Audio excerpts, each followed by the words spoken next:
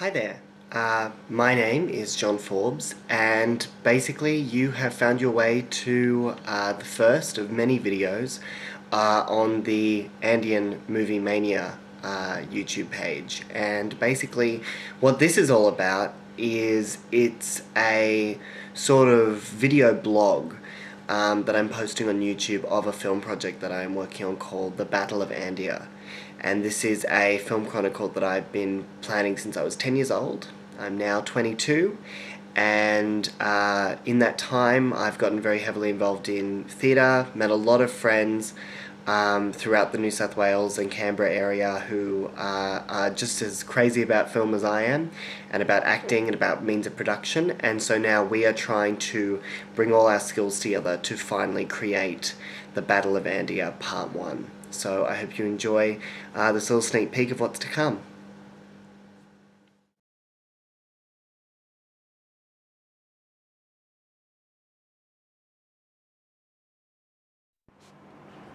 Okay, so what we're doing right now is we are going through the wonderful story outline.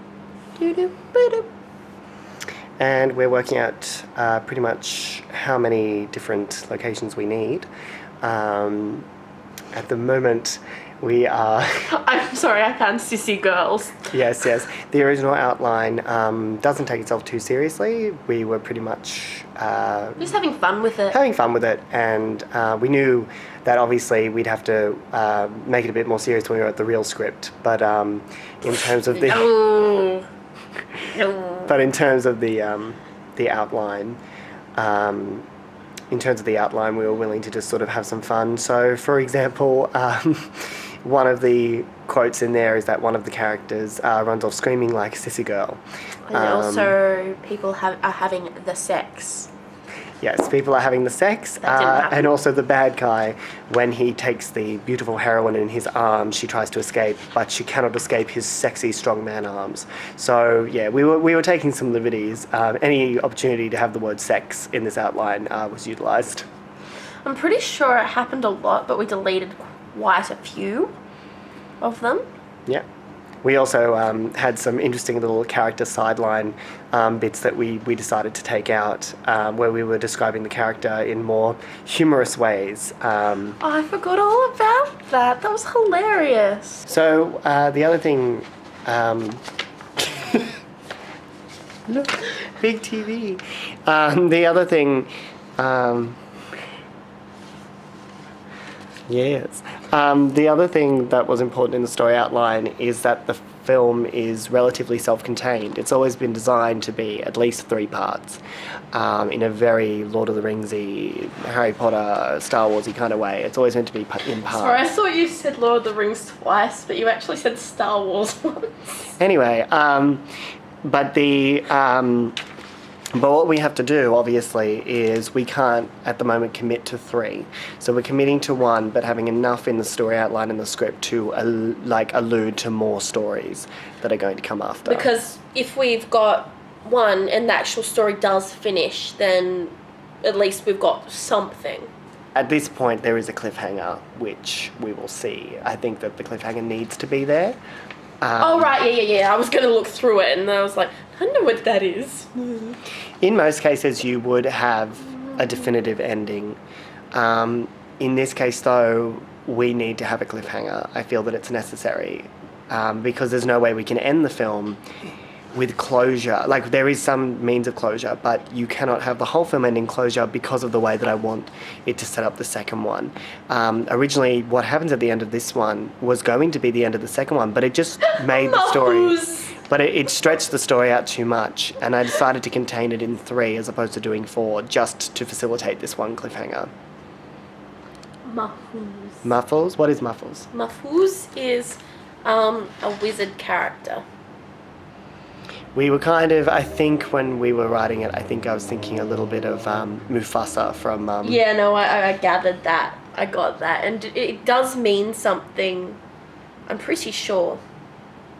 Yeah, it does. Hope likes names to mean things. I like them to actually be able to connect to the character and have something to do with the actual relevance of some sort of character trait of them. It's weird and really nerdy, and We would like to point out at this point that we are nerds. Pretty much everyone who's involved in this is a nerd. But hopefully the film itself will not portray us as nerds. I'm a nerd. But she's a warrior princess. We're going the Xena route with her, so, at least she'll be a sexy nerd.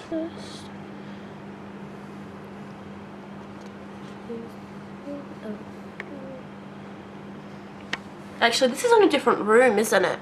Which scene? The scene after the big battle, and then Yeah, where they're talking about the elves. Yep. Alright, so,